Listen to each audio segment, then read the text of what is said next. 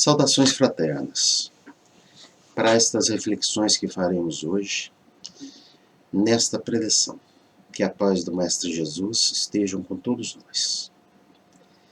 A preleção, ela é um momento de reflexão sobre as palavras do Mestre Jesus, através do seu Evangelho. Aqui, nós utilizamos o Evangelho segundo o Espiritismo, que é exatamente o mesmo Evangelho, entretanto, com os esclarecimentos dos bons espíritos. Esse Evangelho segundo o Espiritismo foi codificado por Allan Kardec. Antes de começarmos, vamos fazer uma pequena oração, pequena prece. Senhor, meu Deus, nos ampare nas nossas reflexões, no nosso aprendizado. Que estas palavras do Mestre Jesus tenham sentido para nós.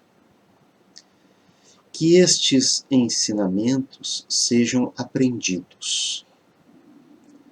Mais que aprendidos, que eles sejam compreendidos.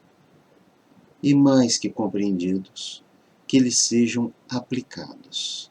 Aplicados no nosso dia a dia, nas relações que temos com os nossos irmãos, que consiga conduzir o nosso raciocínio em cada situação da vida, para que a gente consiga a nossa evolução. Graças a Deus. Após essa pequena prece, vamos entrar na nossa preleção. Primeiro, lembrando que Jesus foi um mestre. E Jesus nos coloca de maneira muito clara e objetiva o que devemos fazer. E para ajudar mais ainda, os Espíritos nos orientam. Nós estamos vendo neste período, nestas semanas, as bem-aventuranças. Essas bem-aventuranças estão lá no capítulo 5 de Mateus. São praticamente guias para a nossa vida. Elas foram ensinadas no que nós conhecemos como Sermão da Montanha, onde Cristo reuniu seus apóstolos e outras pessoas e disse o que nós precisamos saber para sermos bem-aventurados. Hoje começamos um novo capítulo, que é o capítulo 8, e neste capítulo 8 do Evangelho segundo o Espiritismo está o que nós precisamos pensar para nós. O que nós devemos nos esforçar. São reflexões profundas que vai nortear o nosso direcionamento em relação ao próximo. Essa preleção de hoje, nós fazemos uma reflexão sobre a pureza de coração. E qual seria uma referência de pureza de coração?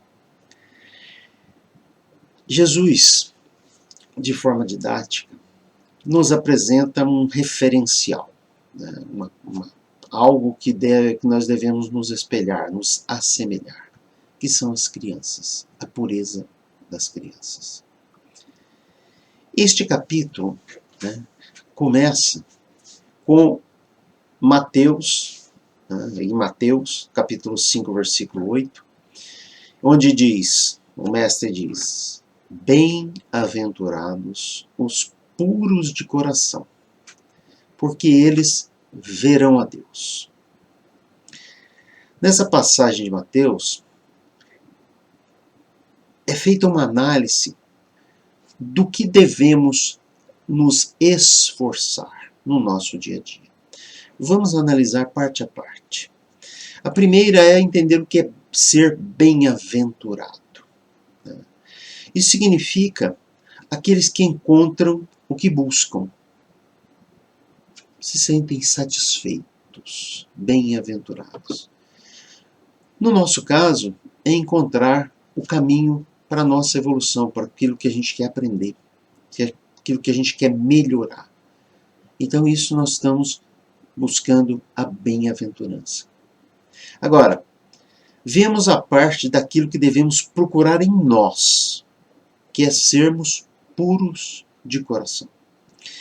Essa expressão puros de coração é uma visão lúdica, né? Onde o coração é entendido como um local de sentimentos. Então nós estamos falando de sentimentos puros, sentimentos que nos fazem crescer espiritualmente. A pureza é outro ponto que podemos entender de diversas formas. Pureza nos remete à limpeza, à clareza, né? E aí, onde será que devemos ter esta pureza, esta clareza? É no pensamento. O pensamento é o que nos torna puros. Tá? Porque eles são o reflexo do Espírito. Então, os nossos pensamentos devem ser muito bem cuidados.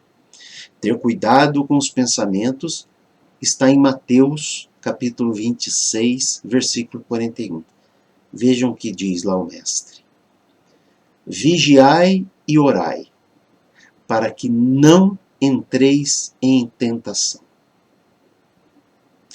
Vigiar e orar. Vigiar os pensamentos.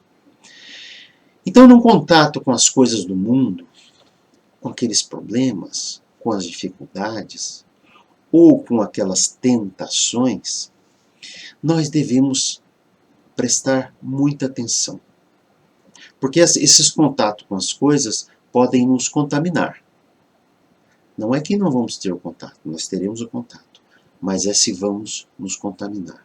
Portanto, a ação de ser puro de coração passa por não dar margem para más interpretações e más conclusões em relação às coisas em geral e em relação ao nosso próximo. De certa forma, é não julgar. Tomemos cuidado para não confundir essa pureza com omissão, com uma ingenuidade exagerada, fechando os olhos para o mal. O mal existe e ele tem que ser detectado. É o nosso comportamento diante disso que traz a nossa pureza. Um balizamento simples, se estamos no caminho correto, é se nós filtrarmos pela nossa tratativa com o nosso próximo. Em última análise, né, a caridade. Será que os nossos pensamentos, o que a gente está refletindo, tem a ver com o nosso próximo de que forma? Estamos julgando ele? Ou estamos conseguindo enxergar como um irmão? Bom, continuando a passagem lá de Mateus, temos o que ele diz que é: os puros de coração verão a Deus. Mas o que será ver a Deus? Ver a Deus, fazendo uma analogia, que facilita muito, e Jesus também fazia isso, é imaginar que você quer ver as estrelas. Mas para isso você precisa de um céu limpo. E o que turva o céu? Né? São as nuvens. Elas limitam a nossa visão. Portanto, a pureza de pensamento, que nos leva à pureza de coração, é deixar limpo o que estamos pensando a respeito das coisas. E encontrar com isto, com esta leveza que isto nos traz, as leis de Deus. Encontrar as leis de Deus, que estão sempre presentes. Nós estamos imersos nas leis de Deus. Então, ver a Deus é uma expressão que deve ser entendida como nossa capacidade de busca da identificação destas leis. Mas principalmente a lei de amor. A lei de amor que está relacionada com o nosso próximo. E essa lei de amor em movimento é a caridade. Portanto, o cumprimento desta lei de amor necessita que nós tenhamos pensamentos limpos. Pureza de coração. E os espíritos nos dizem o seguinte: essa pureza de coração, ela é inseparável da simplicidade e da humildade. Porque ela exclui todo o pensamento de egoísmo e de orgulho. São estes sentimentos, o egoísmo e o orgulho, que turvam nossa mente. E criamos aí pensamentos que nos remetem ao desequilíbrio. E o desequilíbrio nos faz ter ações desastrosas muitas vezes. E com isso perdemos a nossa pureza, a pureza de coração. Mas vejamos, por exemplo, não é uma questão de esquecer simplesmente o que alguém fez para a gente. Não. O que ela fez foi feito. Mas é refletir sobre este fato. Identificar ali se não existe um pouco de orgulho nosso, né? Que a gente tenha essa capacidade de entender aquela situação como algo que aconteceu. Né? Não vamos nos surpreender, né? Que encontraremos muitas vezes, sendo sinceros com nós mesmos, né? Que os problemas foram criados por conta do nosso orgulho e por conta do nosso egoísmo. Vem assim a questão da nossa pureza de pensamento diante dos fatos da vida, pois sabemos que nada é por acaso. Tudo que nos acontece tem um motivo. É uma necessidade para o nosso desenvolvimento. Mas qual seria esse referencial de pureza? Né? O Mestre Jesus, de uma forma muito didática, ele apresenta lá em Marcos capítulo 10, né, depois dos apóstolos não deixarem algumas crianças chegarem a Jesus. Né? Olha, vejam o que o Mestre diz. Deixai vir a mim os pequeninos, e não os embaraçais, porque o reino de Deus é daqueles que lhes assemelham. Então, Jesus não disse para sermos como crianças, mas que nos assemelhemos a elas como um símbolo de humildade e de não ter maus pensamentos, de não julgarmos. Sabemos que o espírito que habita qualquer criança é um espírito antigo, está numa nova encarnação. Entretanto, o início da nossa reencarnação é abençoada com o esquecimento do passado. E durante toda a nossa vida. Né? Nós não temos conhecimentos exatamente do que fomos. Quando adultos, temos as reminiscências, né? Aquilo que devemos corrigir. E aí nos dizem os espíritos, a criança, não tendo ainda podido manifestar nenhuma tendência perversa, oferece-nos a imagem da inocência e da candura. Então, ser semelhante às crianças é não pensarmos mal, termos o coração puro. Os espíritos nos informam que é fato que a criança necessita sempre de cuidados, que só a ternura de quem a ama vai de fato fazer este espírito, que ainda pode ser amalgamado, evoluir. Então esse é um período, o período da infância, de muita oportunidade para aquelas pessoas que cuidam dessas crianças, né? Que elas orientem, né? Que elas saibam conduzir os pensamentos. Nesta fase, o espírito, né, reveste por algum tempo a roupagem da inocência. Neste período, os instintos do espírito permanecem latentes e a criança é dócil. E por isto mais acessível para que receba orientações para modificar sua pureza e fazê-la progredir o que facilita a tarefa dos pais. Daí a importância de orientarmos adequadamente as crianças. Mas pensemos, nós mesmos, não estamos também precisando de orientação? Não estamos na infância do nosso aprendizado? Porque quando nos tornamos adultos, o que aprendemos quando criança e as experiências daquele espírito antigo que somos, elas se encontram. E com o empenho das provas pelas quais passamos nesta encarnação, daremos um passo à frente.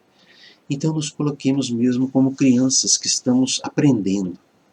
Tudo é aprendizado para o nosso espírito. Tudo é evolução. Portanto, ainda não somos puros, mas estamos a caminho. Estamos em busca de ver a Deus. Os espíritos nos informam ainda que seria muito inconveniente que, quando encarnado, nós tivéssemos todo o conhecimento do que fomos. Isto não ajudaria em nada. O esquecimento do passado é uma bênção que nos permite melhorar com as provas pelas quais passamos. Vejam que completude, né? Esse capítulo, essa parte, né, bem-aventurados os puros de coração, nos traz isso, esse entendimento de que devemos procurar a pureza de coração. Pensemos como se apresentaria, por exemplo, a criança aos seus entes queridos, né, com a sua história passada. Certamente seriam embaraços, né? O nosso passado poderia comprometer a nossa evolução. É a misericórdia de Deus, que permite, né, o recomeço em cada encarnação. Cada encarnação começamos uma nova tarefa e aprendendo com cada problema que nos apresenta, com as provas e com as expiações. Então o passado, ele vem como inspirações nas nossas ações, que para tomarmos direções diferentes que tomamos no passado, né? Às vezes conseguimos superar, mas às vezes caímos. E aí está a beleza da evolução. Usando um exemplo simples, né? Construímos castelos nesta encarnação com as pedras do aprendizado das provas passadas e orientados pelas experiências desta encarnação. Estamos sempre construindo castelos. Às vezes eles caem, mas eles vão nos trazer a experiência. A queda nos traz a experiência. Refletindo ainda mais sobre a infância dos espíritos, nos lembram eles que, por vezes, temos uma infância intelectual que se escraviza com os vícios que este mundo material nos apresenta. Jesus nada pode ensinar à infância física, nos dizem os espíritos, porque ele preza a matéria, esse espírito infantil. Se sujeita mesmo aos instintos, deixa os instintos se manifestarem de forma descontrolada. E ainda não integrada na ordem superior da razão e da vontade, que se exercem em torno dela e em seu benefício. Então essa passagem do Evangelho segundo o Espiritismo é muito rica, né? Onde e eles dizem assim, né?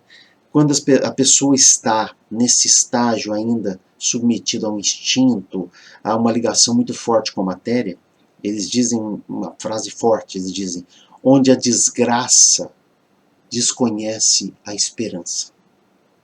E vejam que muitas pessoas acabam caindo nisso, né? Se deixando levar pelas coisas da matéria.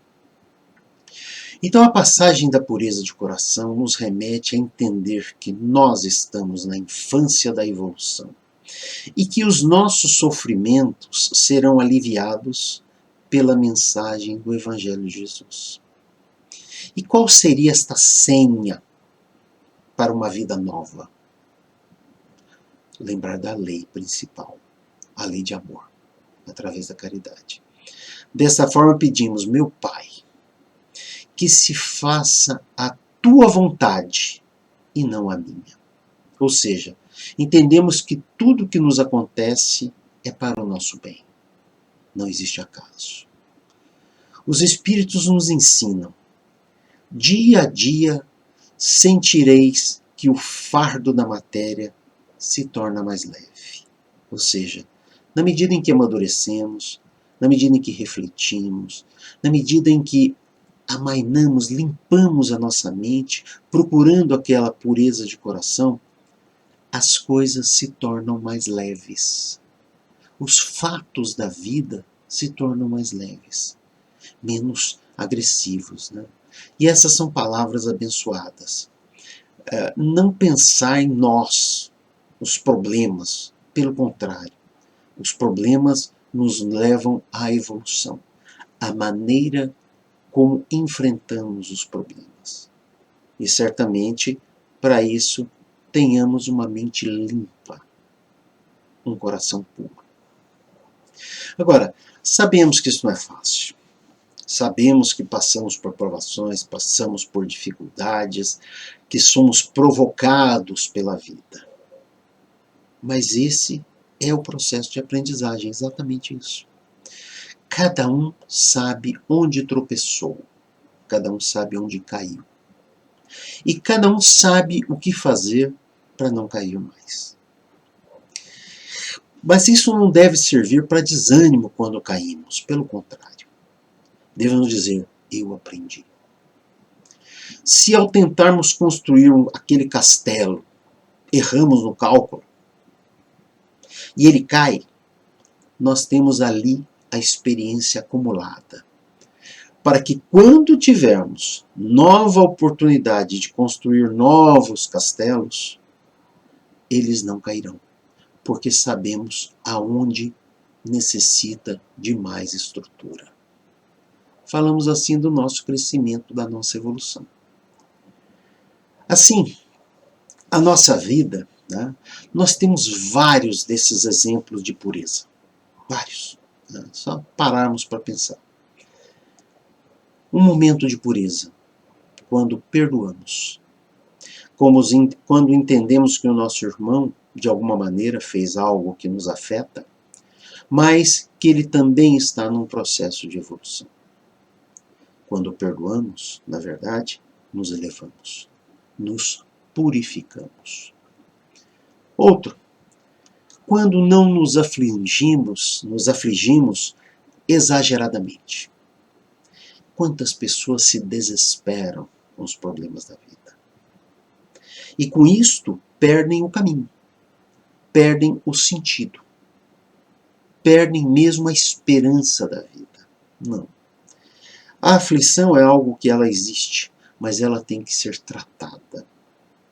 Não adianta uma aflição com o futuro, porque nós trazemos aquele problema que eventualmente nem vem a existir para o nosso presente. Então não nos aflijamos exageradamente. Outro, quando pensamos que os outros têm problemas que o levaram a fazer o que fizeram, tiramos daí o nosso egoísmo, de enxergarmos só a nós mesmos. Enxergue o outro. O outro pode estar precisando de nós. Portanto, tenhamos calma, tenhamos serenidade diante dos problemas. E para isto, precisamos do coração puro, de pensamentos limpos. Porque eles nos ajudam a pensar de forma equilibrada. E quando a gente faz isso, estamos exercendo a caridade. Porque isso nos faz refletir em relação ao outro. Mas também é caridade em relação a nós mesmos. Porque nós conseguimos com isso melhorar a nossa vida. Conseguimos melhorar a vida do próximo. Existe um livro chamado Divina Oração de São Francisco, de Alírio, em que ele fala uma coisa muito importante: termos paciência com nós mesmos. Estamos aqui para aprender. E para aprender, nós arriscamos. E quando arriscamos, nós erramos. Não vamos acertar sempre, mas vamos tentar sempre. Desistir é pior. O melhor caminho é sempre tentar, através de bons pensamentos, de clareza de pensamento, ter este coração puro. Assim, o melhor conselho, que está lá no Evangelho: vigiar e orar. Quando passarmos por essas atribulações da vida, que nos apresentam para a nossa evolução e não para o nosso castigo, pensemos sempre: vigiar e orar. E essa ordem está certa. Primeiro, temos que vigiar o nosso pensamento, para ter aquela pureza. E a oração, ela nos sintoniza com os bons espíritos, com aquelas entidades sábias que vão nos passar tranquilidade, que vão nos mostrar o caminho, se nós tivermos o pensamento limpo. Nos aproximando dos bons espíritos, seremos inspirados. Então esta foi a preleção, umas reflexões importantes para o nosso dia a dia. Passemos agora a uma parte importante, a vibração. Porque agora que estamos mais serenos, refletimos sobre pureza de coração, vamos pensar em outras pessoas.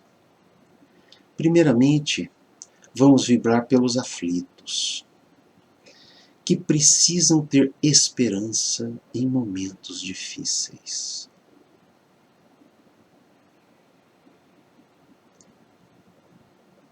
Vamos vibrar também pelos idosos, que eles tenham muita paz neste momento final desta encarnação, que lhes dê esperança na sua evolução.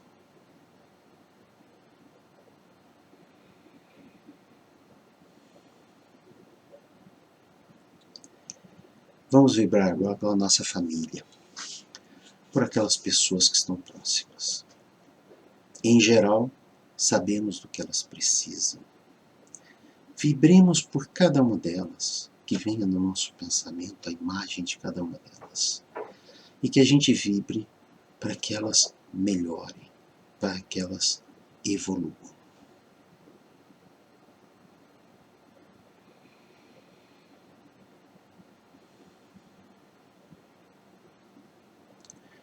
Vamos vibrar agora pelo nosso planeta. Que ele consiga nos dar esse ambiente para a nossa evolução, para o nosso melhoramento, indo em direção a um mundo de regeneração.